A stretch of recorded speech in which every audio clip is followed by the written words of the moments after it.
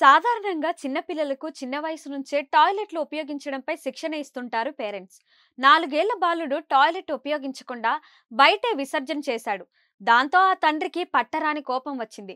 తప్పు చేసిన కొడుకును శిక్షించాలనుకున్నాడు. ఆ బాలుడు ఏడుస్తున్నా పట్టించుకోకుండా పచ్చిమిర్చిని బలవంతంగా బాలుడి నోట్లో కుక్కాడు. ఏడుస్తూ ఆ బాలుడు గదంతా పరుగులు పెట్టాడు. తన గొంతు వైపు చూపుతూ సైగలు చేస్తూ కాసేపటికి కుప్పకూలిపోయాడు.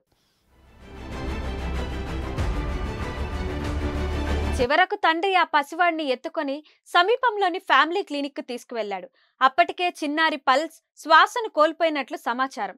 అనంతరం ఆసుపత్రికి తరలించగా అప్పటికే మృతి చెందినట్లు వైద్యులు తెలిపారు. శవ పరీక్షలో మిర్చి ముక్క బాలుడి శ్వాసనాళంలో ఇరుక్కుపోయినట్లు తేలింది. ఈ వింత ఘటన సింగపూర్లో జరిగింది.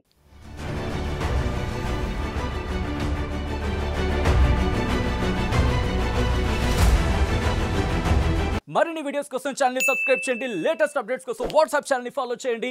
అండ్ లింక్ డిస్క్రిప్షన్ లో ఉంది.